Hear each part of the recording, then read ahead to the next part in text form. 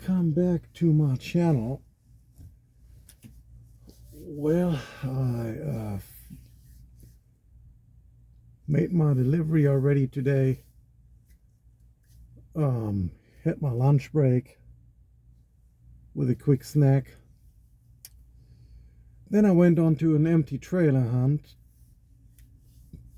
and got one. And now I'm already at the shipping facility getting loaded for an outbound here in Minnesota.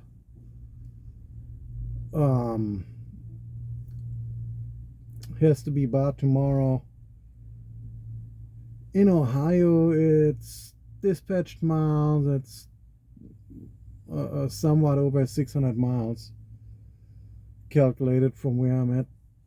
So far by Sunday with my next run from Ohio into PA, a total so far for this week 2,403 dispatched miles.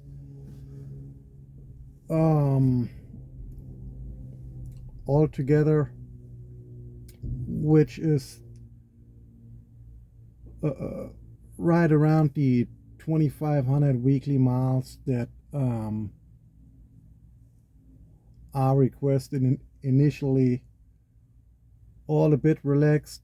I mean, I'm keeping at 63 miles per hour. No need to rush. Keep the door shut. All good. Out here making that money. However, I did dig a little deeper into the lease program here over at Night Transportation. And running currently some numbers. I will compare those numbers in terms of monthly costs with what monthly costs would be straight from a dealership. So, however, if you go through this company, you are permitted to, given you got your own INC/LLC already, you are permitted to put your own decals onto the main doors of the power unit, and it will have their decals with leased to.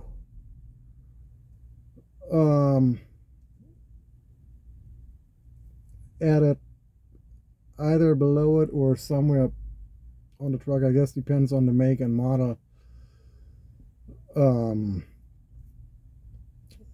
Yeah, decals you can put on that truck, no problems. You would need like special permission for anything that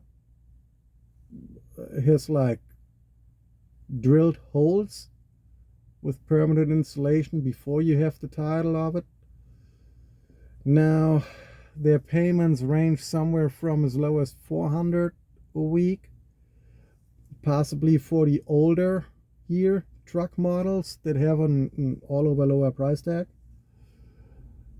and from there up to maybe $600, $700 a week. I don't know yet. From the information that I have so far, it ranges somewhere from 65,000 plus balloon payment on the lower end model trucks, all the way up to 100,000 plus balloon payment, depending again on make and model. They do have like optional tax accounting program you can sign up for, the ATBS, to do your accounting at a weekly cost of, I'm just gonna round it up, $21 a week. They take a $1,500 security deposit. That's in the program, paid per week in installments. However, just recently with the coordinator, asked if such thing could also be paid just in a lump sum upfront, along with the $500 down payment that is required, just to get it out of the way. I'm gonna see what they say on that one. Then they have a maintenance escrow for 7 cents a mile, and they have an additional escrow account that is optional. The pre-pairs is for between $3 and $4 a week. It's optional. I mean, I recommend to just pay for it to have it. You know, it takes care of the toll roads, and it takes care of the scales, which the toll roads itself, I suppose you're gonna get charged to it if you take toll roads through that program. I don't know exactly when and how, you know, on the billing cycles. So maybe something to keep in mind. Weekly, you pay for the permits, you pay your heavy highway fuel tax, the IFTA, you pay base plates of the power unit. That is all figured into your weekly fixed cost of operations.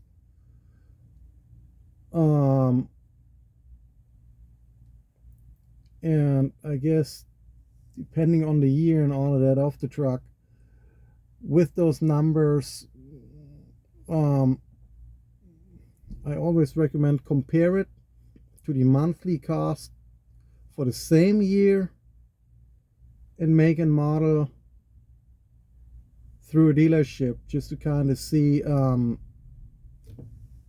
pros and cons on each end. On all their lease trucks, they set the governor up to 70 miles per hour. So you have a physical speed margin per se. And they give you 5 cents a gallon through their fuel network with their fuel card off of the pump price. Doesn't sound much, but it adds up. Every little bit counts. And on the dry van division is $1.16 a mile for every mile that is, for every weekly miles that is 501 plus.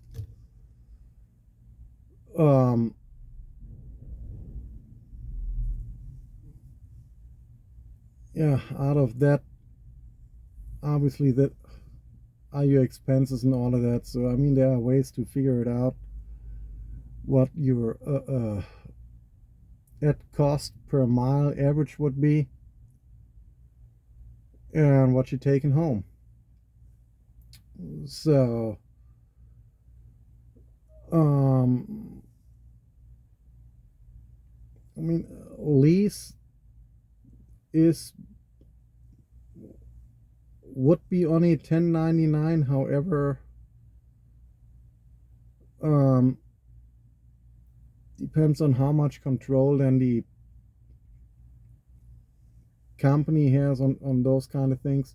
Obviously, they're not gonna let you look at a load board. You know, you paid per mile, regardless on whatever the spot market looks like. So